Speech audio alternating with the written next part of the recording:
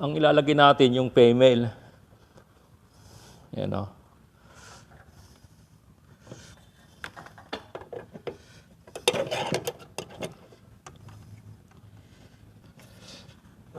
Yan, naisaksak ko na.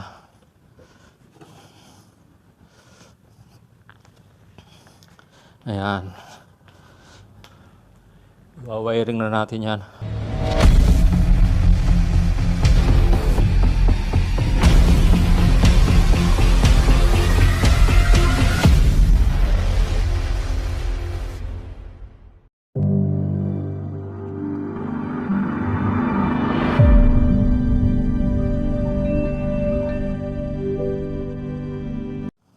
Yan, wawiringan natin to para to gumana. Ang connection nito mula dito hanggang doon. Ang gagawin ko, susukatan ko na siya. Ito yung wire na gagamitin ko.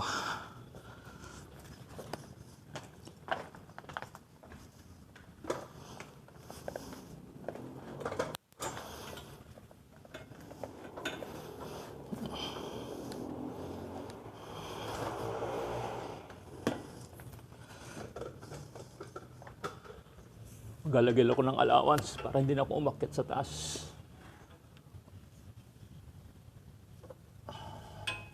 Tatali lang natin yan dyan yan. Yan. Okay lang na humaba ng kaunti. Walang problema. Tapos dito.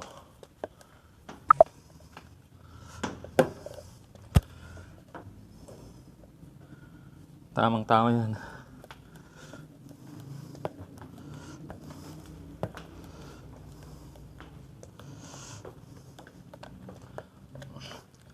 Wala akong pamutol. So,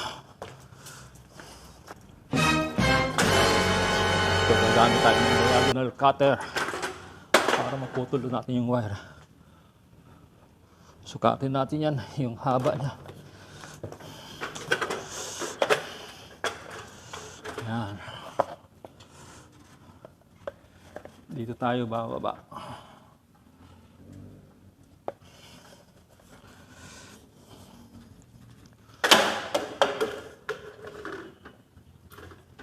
Yan. Kaya natin nilalagyan ng wiring to para gumana tong smoke machine.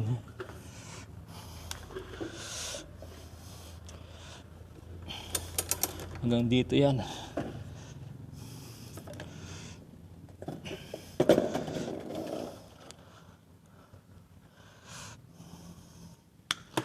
Ayan.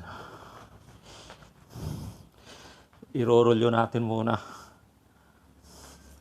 Kasi itong dulo, lalagyan ko to ng XLR, male and female, dulot dulo. Ang ginawa natin, sinukat lang natin to para pagkabit natin, siguradong hindi kapos. Okay lang na sumobra ng kaunti, huwag lang kapusin.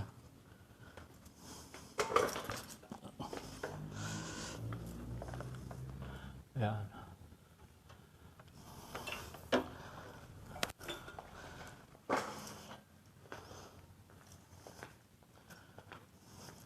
Yan, punta tayo sa loob. Yan. Punta tayo sa loob para lagyan natin ng XLR na male and female. Yan, nandito na tayo ngayon sa loob ng aking kwarto. Na kwartong magulo, hindi ko pa naaayos. Ihinang natin tong ating wiring. Hindi kita yung soldering iron. Adjust natin.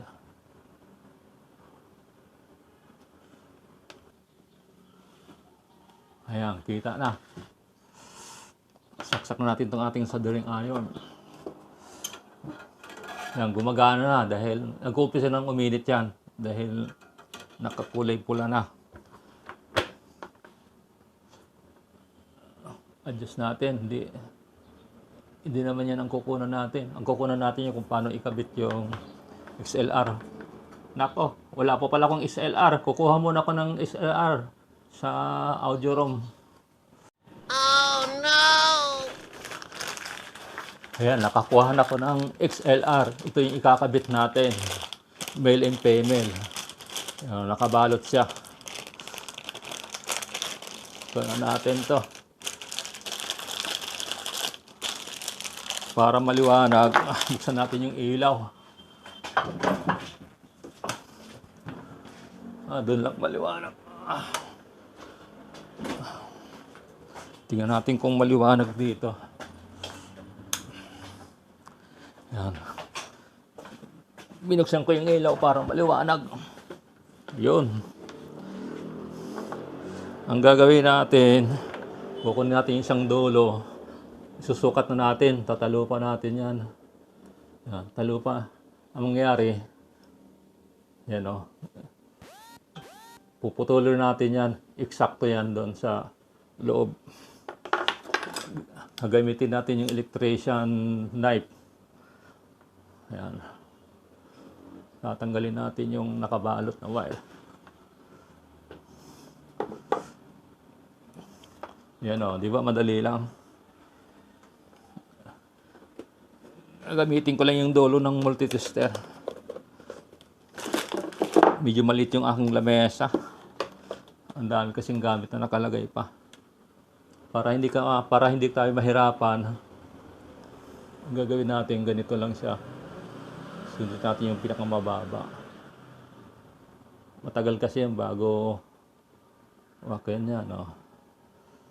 Alisin lang natin yung sa pagkapulupot. Ang tawag dito, shielded wire. Kaya siya tinawag na shielded wire, may nakabalot na wire din. Ang purpose itong wire na to, binabalutan niya yung buong paligid na yung isa linya ng wire para nahaharang na yung mga signal na para wala siyang nasasagat ng mga signal para walang static pagdating doon sa amplifier pag kinabit natin.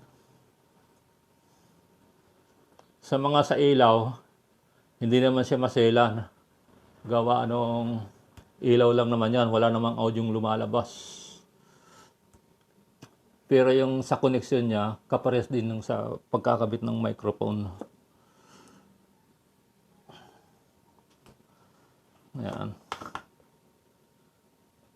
Ipilipitin mo lang to. Ayan. Kahit alin dito, pwede nating unahin yung male or female. Ayan, unahin ko na tong female kasi ito yung nadampot ko. Ipapasok lang natin yan dito. Para mamaya, pag binalik natin, pag tinakpan, hindi na natin huhugutin. Katulad ito, nakalagay na yung takip. Kapag hindi ko kasi ito nilagay itong takip, mangyayari, kukunin ko pa yung pinakadulo nito para maipasok yung takip. Ito nakaready na yung takip.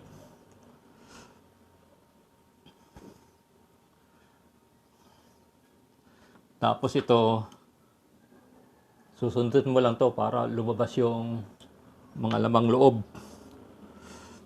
Gamit ka ng test probe. Para lumabas yung hihinangin natin. Ihilahin mo lang to, yan. Tapos titingnan mo dyan kung alin yung number 1 para walang kalituhan. Ang una mong gagawin yung number 1, yun ang magiging common. Yan yung pinaka-common niya. Yan yung sa grounding niya. Yan o. Yan yung magsisell doon sa linya ng wire na input. Yan. Sa ganito, hindi naman masilan yung sa ilaw. Yung ginagawa natin para ito sa ilaw. Kaya nga lang, susundin natin yung standard ng pagwawiring. Ito yung number 1. Ito yung grounding. Hindi kita, Yan, kakamayin ko na lang. Mamaya pakikita ko yung nasaan na yung soldering lead. Ito pala. Yan, kapag walang clamp, pwede naman yung kakamayan na lang, 2 kamay. Nung baguhan ako, medyo hirap ako sa paghihinang. May tik-tik lang yan na para mahinang mo na mag-isa.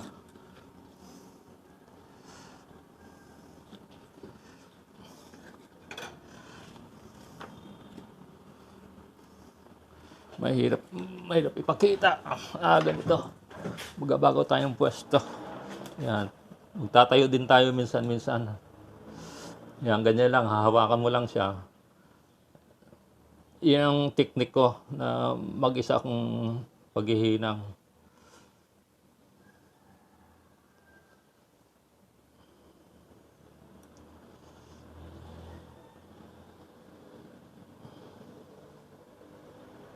Medyo mahirap nga lang pag ikaw lang mag-isa. Yan. Yan o, nahinang na. Lalagyan mo natin ng paunang hinang.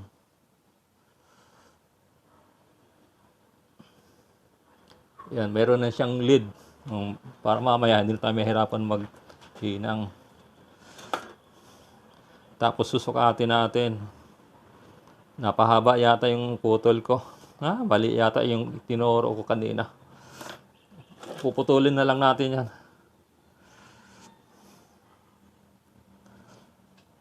Hinahabaan ko ng kaunti ito. Ito kasi mas mahaba ng kaunti dito. Para hindi nahahatak siya. Yan. Ganito naman uli. Hahawakan mo lang yung hinihinang mo at yung lid. Yan o. Ayan, tamang-tama yan o.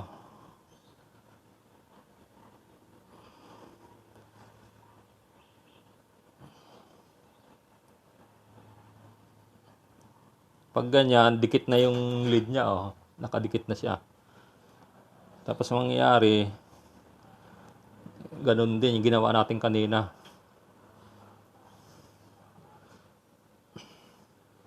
Ipupeso muna natin yan o. Tapos saka natin hihinangin o. Ganyan lang siya o.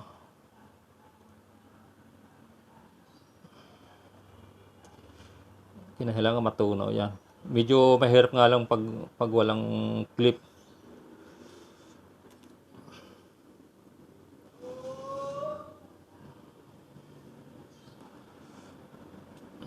Mahirap lang.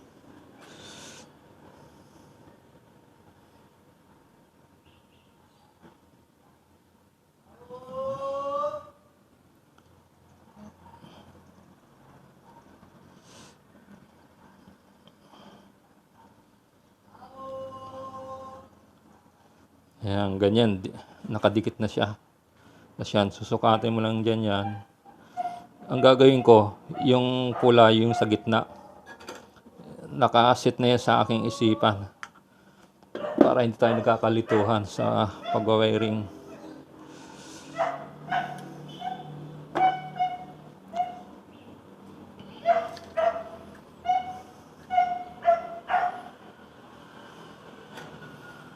Ganon din, yung ginawa natin kanina. Medyo mahirap pag walang holder. Tapos hinangin na naman natin uli yung gitna. Itong gitna, ito yung number 3. Yung sa kabilang side, yung number 2. Itong hinihinang ko, ito yung number 3 terminal. Tapos ikakabit na natin yan.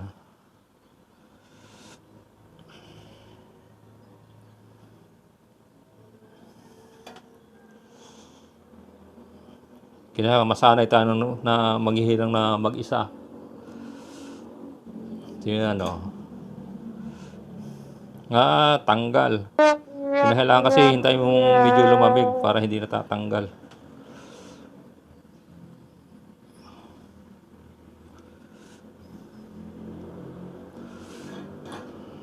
Mainit. Yan ang disadvantage ng walang holder. Ito, putulin natin ito medyo sobra. Lagyan muna natin ng lid to para hindi mahirap hinangin.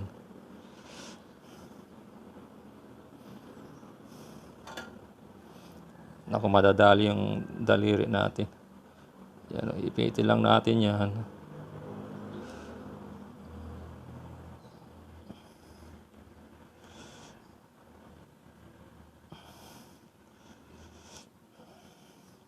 Medyo hirap nga lang pag ikaw lang na mag-isa. Mas maganda pa yata yung ganito. Mainit na siya. Ayun. Oh. Tatalupan natin tong isang dulo.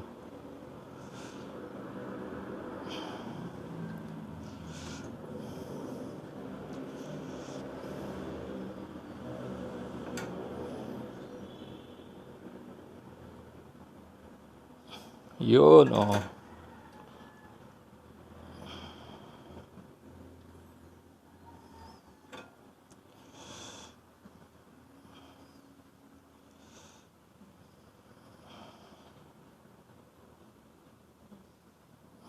Yun, oh, nahinang na. Dapat pala dito dalawang camera ang gagawin natin para detalyado yung pagkapakita natin. Sa ngayon, pagpaumanhin muna ninyo kung hindi natin na i-detalye yung sa video. Sa susunod na vlog, yan, pagsikapan natin na magkaroon tayo ng dalawang camera. Ito ipapasok natin dito. Meron naman tong guide. Susundan lang niyo tong guide na to. Ayan o. Nakikita niyo yung gatla. Ayan o, yung gatla sa loob. Ipapasok mo dyan. Tapos ito, itatapat mo to. Pag hindi mo tinapat yan doon, hindi yan papasok. May isa pang guide. Tatapatan mo lang to. Ayan o, meron tong uka. Ganyan lang siya.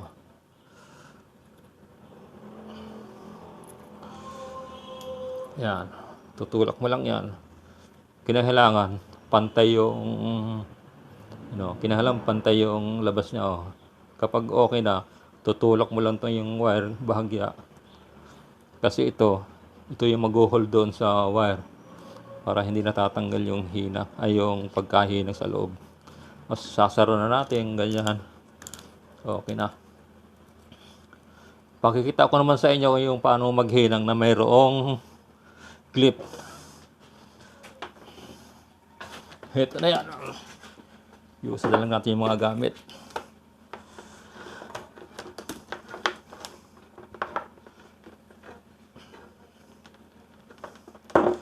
Yung dulo na naman ang ihinang natin. Ito yung sana yung dulo. Ayan. Katulad ng ginawa natin kanina, bubuksan natin yung XLR. Ito yung XLR na male. Kaya tinawag nga siyang male. Ano. Tapos, huwag natin kakalimutan na ilagay na natin yung takip. O, pag nakalimutan natin yan, nako, tatanggalin natin yung pagkahinang. Ayan, tutulak lang natin yan dyan, yan. Ayan. Ayaw matanggal, di hayaan mo na siya. Kaya lang hindi ko makikita yung number 1 niya. Baka tayo malito.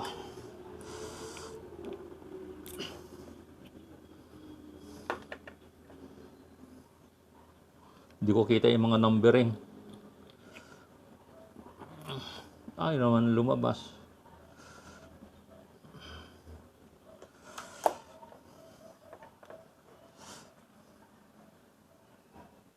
Hindi kita yung numbering dito. Ito yung number 1.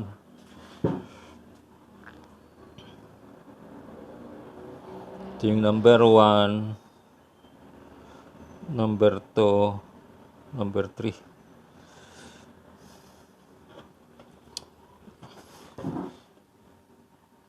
Ito yung number 1. Yan, okay na. Ala, hindi matanggal. Ayaw matanggal, di wag nating tanggalin. Basta ito yung number 1. Yan, meron akong clip sa paghihinang. Dito hindi tayo mahihirapan kasi merong hawak doon sa hinihinang natin. Yan. O, ganito lang kadali yan. O. Hinangan mo natin yan. Ito yung number 1. Ito yung number 3.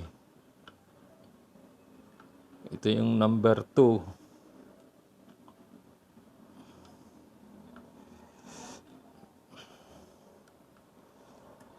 Sa susunod, maglalagay ako ng camera na nakatutok dito. Sa ngayon, wala pa. Hindi pa ako nakapaglagay. Tapos babalatan na natin yan. Yan, mga ganyan lang kahaba. Okay na. Yung kanina, masyadong mahaba.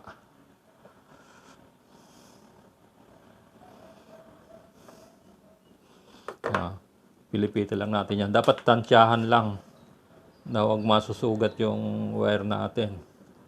Pag sobra kasing diin ng talim ng electrician knife, napuputol itong shielded wire.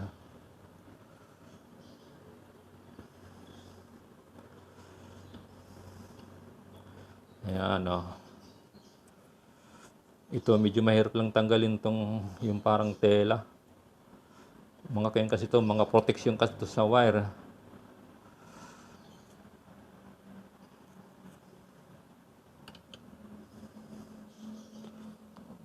Putulin natin yan para walang istorbo sa paghihinang natin. Yun.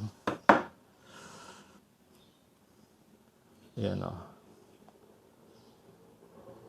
Hihinangan na natin yung dulo. Ito, medyo madali na lang.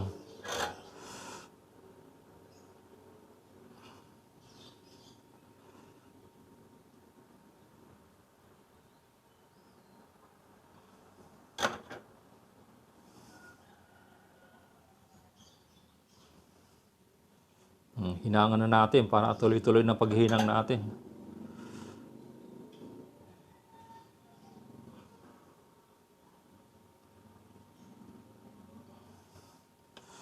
Unahin natin yung sa grounding. Putulan ko muna yung dulo. Pangit yung dulo. Yun. Yung number 1. Unahin natin yung number 1. Yung grounding.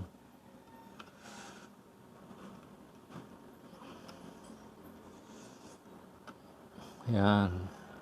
Tapos yung number 3. Number 3 line.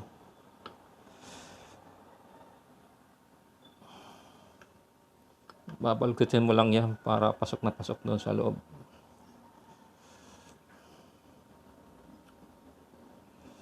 Yun, nahinang na natin. Yung puti, yan yung signal line.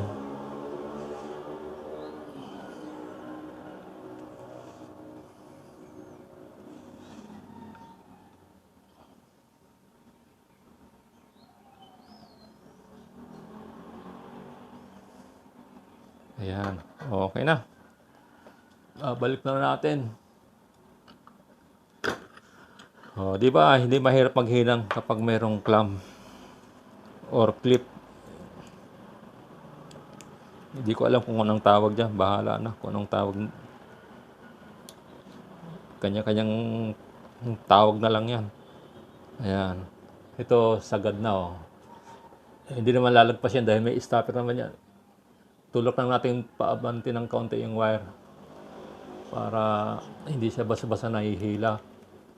Kasi pag nahihila kasi yung wire, matatanggal yun sa pagkahinang o mapuputol yung wire doon sa loob. Ayan, o. Sa ngayon, ikakabit na natin to.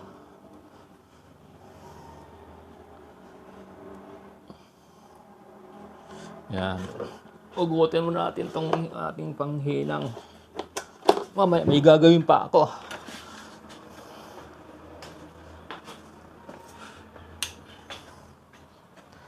Kailangan natin ng